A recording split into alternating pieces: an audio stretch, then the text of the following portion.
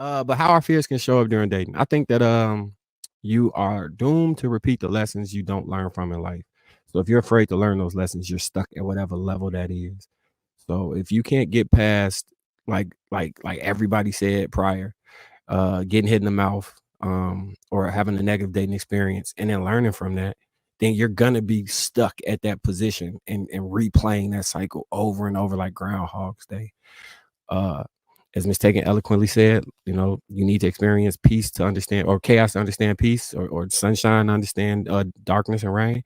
And in doing so, you see the beauty of it. It may not be something you want every day, but a rainfall can make you feel decent when you're trying to go to sleep, or have another effect, or it just gives you that much more appreciation for the thing that you really value, because you see the contrast between the two.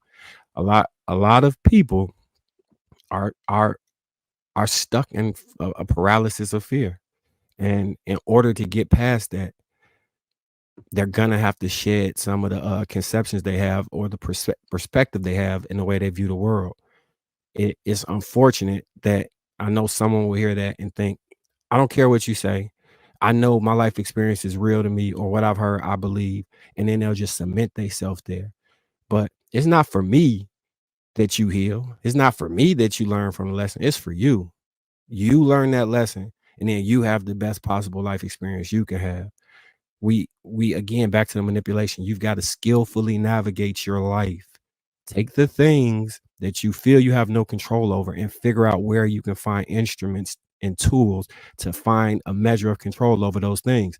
And in doing so, then you'll be able to learn from your fears, or learn from your mishaps, or learn from your whatever negative thing has occurred, and then you'll grow through what you go through. How our fears can show up in dating. I would say not doing the work. When you don't do the work, you need to be able to position yourself to get into a relationship and have a successful relationship, or not being aware that there's work that needs to be done. So whenever you start dealing with someone else, um, these things don't come up and shock you like, damn, I knew I should have worked on this, or whatever. In fact, I would think that was probably one of the main reasons people would call in to Kevin Samuel's show. To be honest, I mean, if you wanted to, a lot of people called in to confirm, or get some professional evaluation on the most reasonable options. But first of all, I want to just say, rest in peace to Kevin Samuels. Mhm. Uh, I personally believe it's very sad to associate his name with dividing the Black community.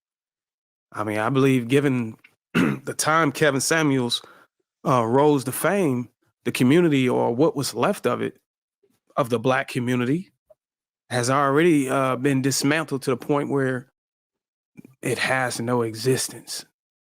I mean, Kevin Samuels' message was for those who was trying to find some improvement or get some better results. But many who sought out there, they wasn't aware that in some cases, depending on your personal situation, the improvements appear to be unreachable. And going after better results appeared to be unrealistic. And in response to that, Kevin wouldn't just blow you off and say go buy a dog and die alone. He would first suggest that you compromise and reevaluate your preferences in order to gain something out of what you were looking for. So I get everybody saying it was he trying to divide the community, but we can't give one man that much credit and that much responsibility. I mean, the man was just trying to help people. He took time out of his life to get men to level up and get women to come to the realization that things might not appear the way they seem to be.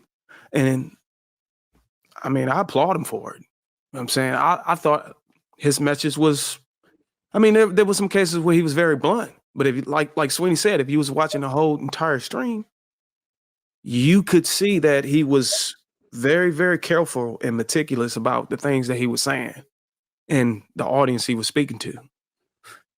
And only until you see the clips, you see him putting a dagger in.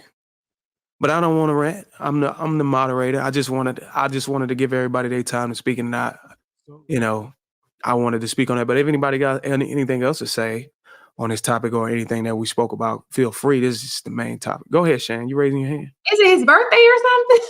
His birthday was a couple days ago. Oh, okay. Oh, happy birthday. Okay, I get it now. Or a day. Well, yeah, a couple. 12 o'clock midnight. I think it was time. Depending on what yeah. time zone you're on. It was a couple days or a day ago.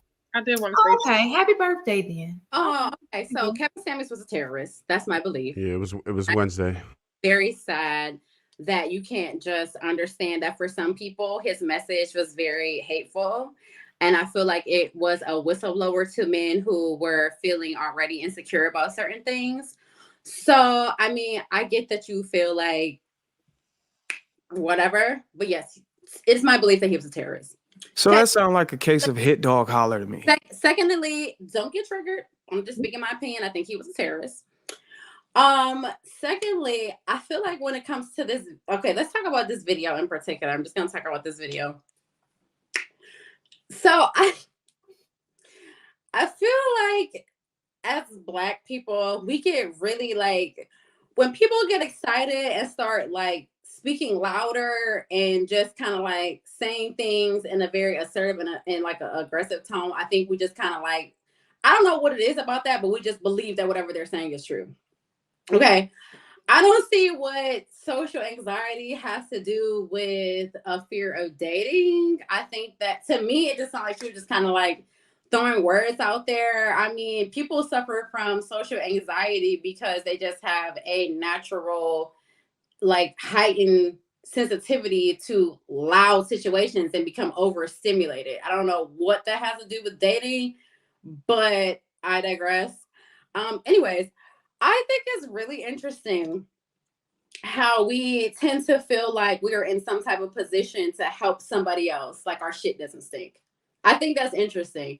So if a person feels like they want to live their life a particular way and they find love in what they're doing, it has anything to do with romantic love or just loving their community, loving their family, loving the people who are around them, like their friends, and they feel like they feel love from children or whatever, and that's fulfilling for them. I think we need to allow people to feel that way without making them feel like it's not normal, because right now dating is not a priority for them. I think that we need to take ourselves outside of other people's situation and recognize that some people's lifestyle does not require our approval. And I think for some reason, we have a hard time understanding that. I think when people live their lives a certain type of way, we feel like for some reason we have to help them, or like it's some type of like abnormality because they're living in a certain type of way, when we have vices of our own. Some people may not decide to sit in the house and be sit in the house and be introverted. They decide to go outside and overdrink, or they decide to have vices of using drugs or over sexualizing themselves. I think that everybody has their own way that they cope with certain situations and their own way of dealing with things. I think that there can be a such thing as a healthy fear. And I think that we need to stop judging other people's situation and just recognize that people have the right to live their life and their right to the pursuit of their happiness that doesn't require our approval. Andrea, would you say it's fair that the men who identify with what Kevin Samuels was saying have the also right to live in their truth and not bend to anyone else's standards? I mean, you can say whatever you want to say. I mean, I'm not arguing that. I just think that his message was terroristic and very hateful towards women. Do you think there's a opposite message? Like, do you think that anybody could say the same thing about women spewing rhetoric in what you view the same fashion? I don't know a person in particular that you may be referring to, but specifically referring to this individual, Kevin Samuels. I believe that his message was very hateful and terror